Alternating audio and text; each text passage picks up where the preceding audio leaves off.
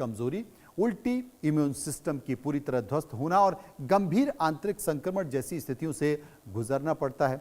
कई बार तो pancreatic cancer के मरीज ट्यूमर से ज्यादा कीमोथेरेपी के इन खतरनाक टॉक्सिक प्रभावों से टूट जाते हैं। लेकिन साइंस की इस नई जीत ने मरीजों को इस अमानवीय दर्द से एक बड़ी राहत दे दी है। नई दवा रसोक और इसके एक्टिव मॉलिक्यूल डारोक्सिनरासिब ने ट्रायल्स में दिखाया है कि यह पारंपरिक कीमोथेरेपी की तुलना में कई गुना ज्यादा सुरक्षित और सहन करने योग्य। जहां पर कीमोथेरेपी शरीर के स्वस्थ कोशिकाएं और कैंसर कोशिकाओं दोनों को अंधाधुंध नष्ट करती है, वहीं पर नई दवा सिर्फ और सिर्फ कैंसर ग्रस्त ट्यूमर कोशिकाओं को पहचानकर उन पर प्रहार करती है।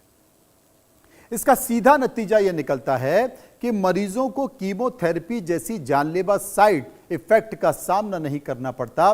उनका शरीर दवा को आसानी से स्वीकार कर लेता है। सबसे राहत की बात यह है कि इस दवा के इस्तेमाल से मरीजों का सर्वाइकल टाइम यानी कि जिंदा रहने की अवधि पहले की तुलना में करीब दुगनी हो गई है।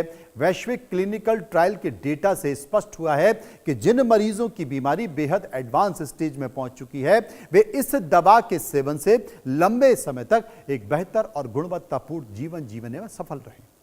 यह दवा ट्यूमर की रफ्तार को रोककर मरीज को न केवल अतिरिक्त जीवन देती है, बल्कि उस जीवन को दर्द मुक्त बनाने में भी अहम भूमिका निभाती है।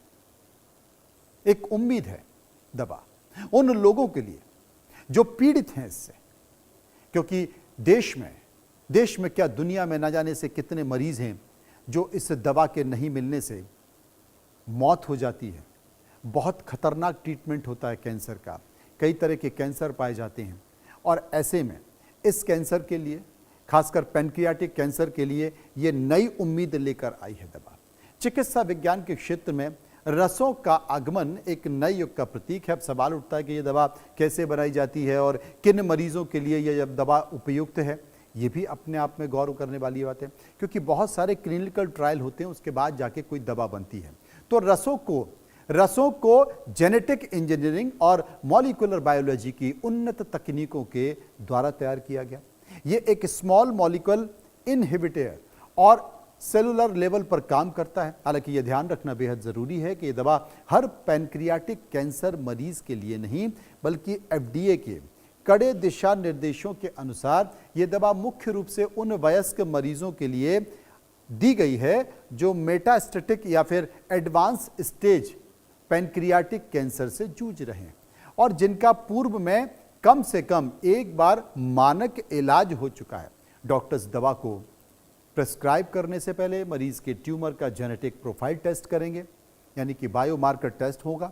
यदि मरीज के कैंसर ट्यूमर से विशिष्ट म्यूटेशन की पहचान होती है, तभी यह दवा प्रभावी होगी, काम करेगी। जिन मरीजों की शारीरिक स्थिति हैवी कीमोथेरेपी बर्दाश्त करने लायक नहीं बची है, वे भी अपने डॉक्टर से परामर्श करें और इसे सुरक्षित ओरल थेरेपी के तौर पर इस्तेमाल कर सकते हैं।